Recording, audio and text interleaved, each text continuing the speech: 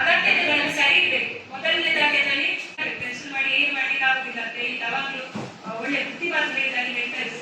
ಅವ್ರು ಸ್ಟಾಫಿಗೆ ಬರುವಂತಹ ಸ್ಟಾಫ್ ತುಂಬಿಕೊಂಡಾಗಿರ್ತಿತ್ತು. ಈಗ ಒಂಥರ ಖಾಲಿತನ ಎಲ್ಲ ಕಡೆ ಸ್ಟಾಫ್ ಅಲ್ಲಿಯೂ ಹಾಗೆ ಆಫೀಸ್ ರೂಮಲ್ಲಿ ಕೆಲವೊಮ್ಮೆ ಆಫೀಸ್ ರೂಮಲ್ಲಿ ಹೆಚ್ಚೆ ಹೊತ್ತಿಗೆ ನಮ್ಮ ನಾಯಕಿ ಬರೋದು ಬೈರೇಶ್ವರ ಸ್ವರೂಪಿಗೆ ಜಾಸ್ತಿಯಾಗಿ ಇರ್ತಿದ್ರು.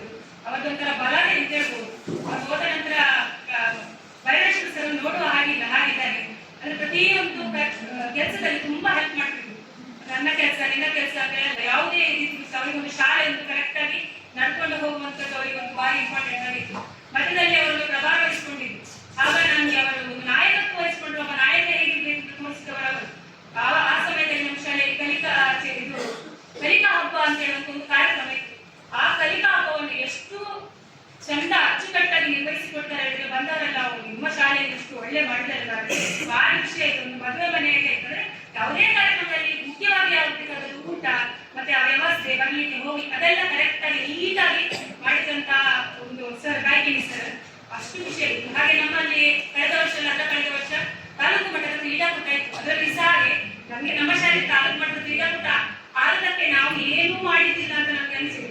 ಎಲ್ಲವನ್ನು ಪ್ರತಿಯೊಂದು ಅದು ಗ್ರೌಂಡ್ ಅಲ್ಲಿ ಅದು ಫೈನಾನ್ಷಿಯಲ್ ಅಂದ್ರೆ ಆರ್ಥಿಕವಾಗಿ ನಮ್ಗೆ ಯಾವ ಕಷ್ಟವೂ ತಿಳಿಯಲಾಗಿದೆ. ನಮ್ಗೆ ನಮ್ಮ ಶಾಲೆ ಕ್ರೀಡಾಕೂಟ ಆಗ್ತಾ ಉಂಟು ಅಂತ ಹೇಳಿದ್ರೆ ನಮ್ಗೆ ಯಾವುದೇ ಒಂದು ಆ 2 ದಿವಸ ನಾವು ಸ್ವಲ್ಪ ಅದಿದ್ದೇವೆ. ಯಾವ ದಿವಸ ಕ್ರೀಡಾಕೂಟ ಆಗುವಾಗ ಬಿಟ್ರೆ ಯಾವುದೇ ಕಷ್ಟಗಳು ನಮ್ಮ ಕಡೆ ಸುಳಿಯದ ಹಾಗೆ ಅಷ್ಟು ಚಂದ ಮಾಡಿ ಕ್ರೀಡಾಕೂಟವನ್ನು ನಡೆಸಿಕೊಟ್ಟಿದ್ದಾರೆ. ಬೇರೆ ಯಾರಾದ್ರು ಅವರ ಶಾಲೆಯಲ್ಲಿ ಬೇರೆ ಯಾರಾದ್ರೂ ಇದ್ರೆ ಎಲ್ಲರೂ ಸಹ ಅಷ್ಟೇ ಎಲ್ಲರೂ ಹೋಗ್ಬೇಕಿತ್ತೆ ಅಂತ ಫೀಲ್ಡ್ಗೆ ಅದಕ್ಕೆ ಇದಕ್ಕೆ ಅಂತ ಹೇಳ್ಬೋದು. ಅಷ್ಟು ಚಂದವಾಗಿ ಕಾರ್ಯಕ್ರಮವನ್ನು ನಮಗೆ ನಡೆಸಿಕೊಟ್ಟಿದ್ದಾರೆ. ತುಂಬಾ ನನಗೆ ವೃತ್ತಿ ಕೆಲಸ ತುಂಬಾ ಸಹಾಯ ಮಾಡಿದ್ದಾರೆ. ಯಾವುದೇ ವಿಷಯ ಯಾವುದೇ ಸಲಹೆ ಕೇಳಿದಾಗ ಒಂದು ಉತ್ತಮ ಸಲಹೆ ಏನಾದರೂ ಇದಾದ್ರೂ ಕೂಡ ಪ್ರಾಬ್ಲಮ್ ಆದ್ರೂ ಕೂಡ ನಾನು ಅವರಿಗೆ ಫೋನ್ ಮಾಡ್ತಿದ್ದೆ. ಸರಿ ಅರ್ಥ ಮಾಡ್ತೀವಿ ಸರ್ ನೀವು ಹೇಳಿ ಸರ್ ಅಂತ ಹೇಳ್ತಿದ್ದೆ. ಅವಾಗ ಅವರ ಮಟ್ಟಿಗೆ ಎಷ್ಟು ಸೂಚನೆಗಳನ್ನು ಅವರು ಕೊಡ್ತಾರೆ. ಅವತ್ತೊಂಥರ ಮಾತಾಡಿದ್ರೆ ಸ್ವಲ್ಪ ಸಮಾಧಾನ ಆಗ್ತಿತ್ತು.